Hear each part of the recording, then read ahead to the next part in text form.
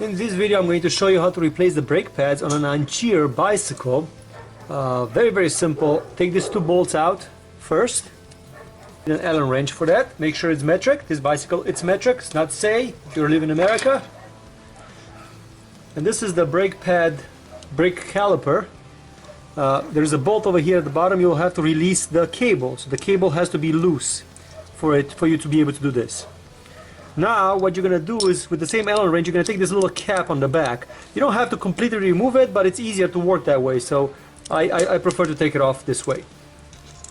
At this point you're going to have access to the disc brakes. The reason that you release this bolt over here, so you could let this mechanism go as forward as possible, so it gives you as much room as you need to be able to take the disc brake out of here. So what you're going to do is you're going to push on the disc brake right now, and then you'll see it's going to come out. It's going to be very simple. It's just going to come out. Now when you pull it out, there is a little spring mechanism over here. You don't want to lose this one. This is very important. Make sure you don't lose that spring mechanism. And then this comes off, and then the other brake pad comes off. So both of them come off. I'm going to try to find them on Amazon and eBay for you, so you're going to have links for it.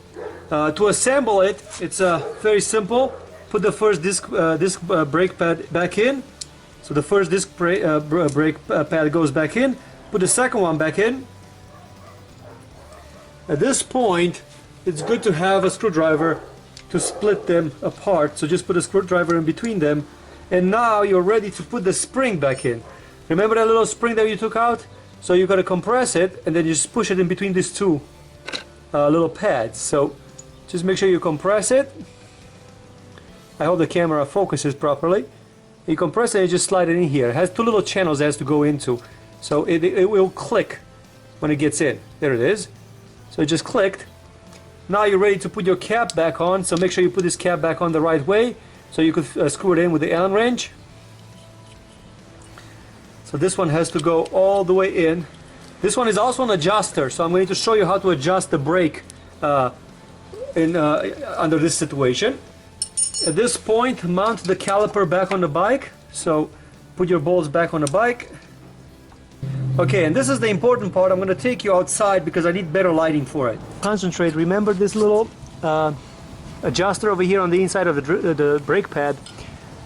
This one has to be close to the disc brake, but not touching it. So what you have to do is you have to tighten it until the disc brake pad goes close enough to the disc brake, but it doesn't scrape.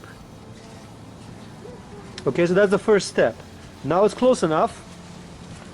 What you're gonna do is you'll have to go on the other side where you release the cable, and then arm this little mechanism, and then once it's close on both sides, so you see now the inside part is closed because you twisted that little cap.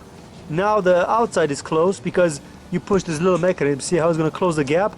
Once it's close enough, like you have like a millimeter in between them, then you just tighten this bolt up where my finger is, and then they will hold everything together properly. That should do it. You should have a good functional front brake now, so that should be up and running.